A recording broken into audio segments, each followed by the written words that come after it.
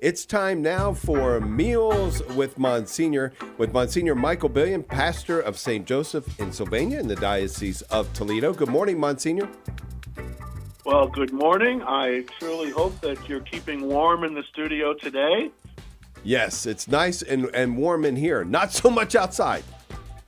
Not outside, but inside it's nice and warm. And when you're in the kitchen and you got the stove on, the oven going, it's always warm. Yeah. And when you're cooking something good, your heart is always warm as well. Mm-hmm. So today's one of those days that it's a good, heart-warming recipe for today.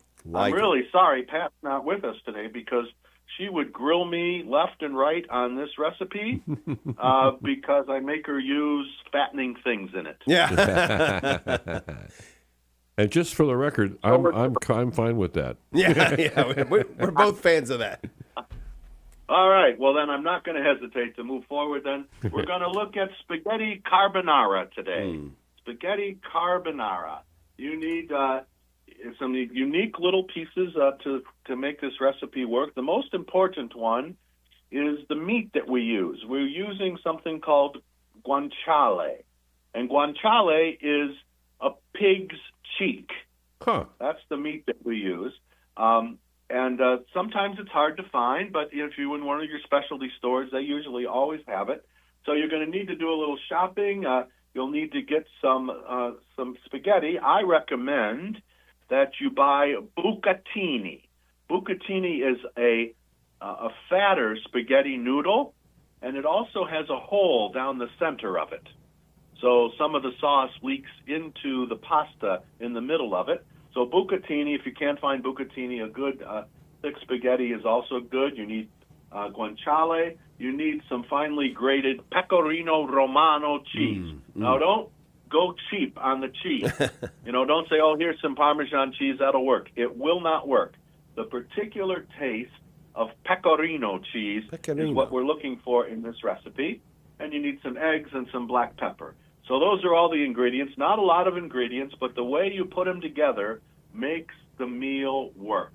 So get that pot of water boiling. Generally about 6 quarts to doing a pound of pasta, so there's lots of room for the pasta to move around as it's boiling. You're going to get that pot moving, throw some rock salt into the pot, a little bit of that. Cook the pasta according to the timeline that's given on the package. You want the pasta to be cooked al dente, not soft and mushy.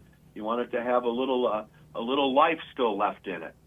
So you go to the guanciale then, and you remove the rind from the guanciale, but leaving the seasoned outer crust all there, and then slice it into very thin strips.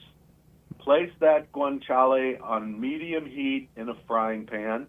Not a shallow pan, a little thicker, deeper frying pan, and just let that guanciale cook slowly on a low to medium heat, not fast. You have to be patient about this. And that guanciale, don't put any oil in there, don't put any butter in there, just the guanciale, and the guanciale will make a very nice kind of fat come off of there, and it renders it very naturally. Don't drain it. You're going to need that fat in the pot, so don't take any of it out. So gently cook until the guanciale is lightly crisp and golden. Again, don't rush it. Don't turn the heat up. Let it happen at a low and a medium heat. And then in a side bowl, in the mixing bowl, I want you to whisk your 6 eggs together, 6 large eggs. Whisk those together very nice until it's nice and smooth. And then add the 3 cups of grated pecorino romano cheese to that egg mixture, and then a little fresh ground pepper in there, and then just mix it well, and it will form a very thick cream. And just keep whisking it together, mixing it very nicely. Make sure you have a good taste of pepper in there. And then when the pasta is ready, transfer the pasta from the pot of water into the deep frying pan, and use tongs because you're going to want some of the water. You don't want to drain it because you want some of that water into that pan, because the pasta water also helps to make the cream for the carbonara. So when the pasta is ready, transfer it directly from the pot to the pan with the guanciale using tongs, allowing some of the pasta water to carry over. Then turn the heat off. Don't turn the heat on. If you put the that in there, you're going to when you get to put the egg and cheese mixture in there, if the heat's on, you're going to make scrambled eggs. You do not want to do that. Yeah. So you want no heat, because the heat from the pasta and the guanciale will be enough to take care of cooking the rest of the sauce there, the cream sauce. So transfer it into the pot with some water, turn off the heat so it won't cook any further, and then ladle in an additional 1 scoop of hot pasta water into the egg and cheese mixture, stir quickly, and then return the pan to low heat. Add a small amount of pasta water if needed, and then pour the egg mixture over the pasta. Toss it continuously and kind of briskly with those tongs until the sauce thickens and it coats all of the pasta. But again, not too much heat, because you don't want those eggs to turn into scrambled eggs. The other thing then is you need to serve it immediately. You can't fix all this ahead of time. It's completely done and put on the plate. And on top of the plate, once you put it in there, put a little more pecorino cheese on there and some fresh cracked pepper. A couple of little things, and I put these on the bottom of the recipe that's on the website. Heat control is really essential for this recipe, because the carbonara relies on the residual heat and not the direct cooking of those eggs.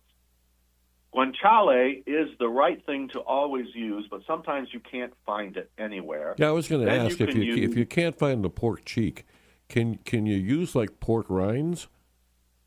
No, you would use what's called pancetta. Don't you be going down that cheap road, Moran. They're so readily available. Yeah, you can use pancetta. Never, ever use bacon. Some people move right to bacon. The difference, because bacon is a smoked product, and it brings a whole different taste to the dish. You want a cured product. So the guanciale and pancetta are both cured, a pork product. So, and the pancetta is okay, but it's not as rich in flavor as the guanciale is. And some people will say, I just want to add some cream in there. It'll make it creamier. Never any cream used in this. The sauce is just the eggs, the cheese, and the pasta water. It makes a big, big difference. And it's a lovely dish. It's delicious. It doesn't take a long time to make. You just have to follow the recipe and the temperature control very carefully, and you will love it. It's an absolutely delightful dish for people to enjoy. Check out the recipe, annunciationradio.com. Go to the morning show tab there, and it is right there for you to see all of the steps, all of the ingredients. Thank you so much, Monsignor Billion. You're welcome. God bless you, and enjoy this end of the first week of Ordinary Time. Oh, yes. Amen. Thanks.